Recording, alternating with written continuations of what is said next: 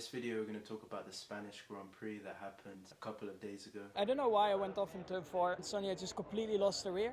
They told me, of course, on the radio suddenly there was a lot more tailwind into the corner, which made it probably a lot more difficult to drive, but nothing really was lost. To be fair, it's rare to see a driver like Max Verstappen make those kind of errors. Yeah, as he said, on turn 4 he just completely slid the car, but he managed to recover and still win the race. I was fighting, of course, with George again, but my DRS stopped working basically. During the actual Grand Prix, you could see on the team radio Verstappen was really frustrated at the fact that his DRS wasn't working, but despite his frustrations, he and Red Bull still managed to make it work in the end. He was talking about his battle with George Russell. To be fair, this season we've mostly seen him fight with Charles Leclerc. This is the first real time we've seen him and Russell kind of battle it out. Well, I just want to understand because, I felt when I was on the two-stop, I could have gone through them a bit quicker and probably optimized more my strategy, which I spent a couple of laps behind. During the race, it was clear that Red Bull prioritized Verstappen over Checo because I think Verstappen is the one that they think is more likely to finish on higher points and win the championship as opposed to Perez. For Perez, that must kind of suck because he was at one point ahead of Verstappen, but they told him to just let Verstappen through because Verstappen and Perez were on different strategies. Personally, and we as a team have never lost faith. I believe we can turn this round and we just got to keep on digging into the data. As I said, we're on the right path now. So you can see there the Mercedes driver George Russell believing that Mercedes can now kick on and get better from where they are. The way the Mercedes car performed this weekend was actually pretty good. I think George Russell came third. So we've finally got a car that I think we can call our baseline. We've got to learn about this car because it's a totally different beast to what we've experienced in the first 5 races prior, and our season starts now.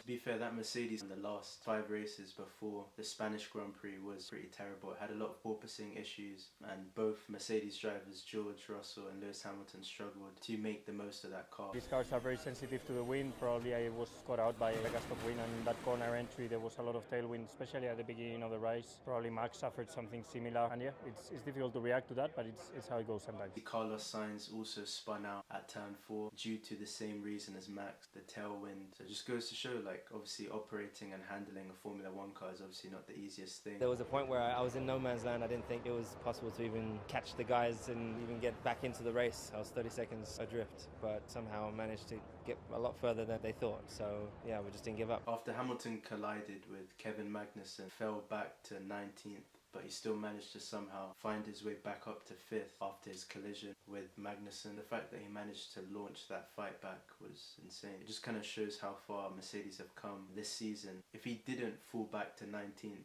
initially in the opening lap, he probably could have challenged for the win. We got hit in turn 4, had a puncture straight away, and that was basically the end of the race. So on to the next one. For Kevin Magnussen, obviously it's going to be frustrating when you get hit in lap 1 and that basically takes you out of the race completely. But sometimes that's racing, unfortunately. Things out of your control may happen that take away any advantage that you had in the race. Yeah, looking back at the weekend, I think there's plenty of positive. The pace in general and tire management, that was going to be a huge thing today, and I think we are the ones that have managed the tires in the best way. Yeah, I feel confident for the rest of the season. We just need to understand what went wrong. Yeah, Ferrari showed good pace. Obviously it was a really bad weekend for them considering what happened in the end with Charles. The fact that he had a loss of power. Before Charles had the issue with his car, he showed really good pace. It was just like a reliability issue.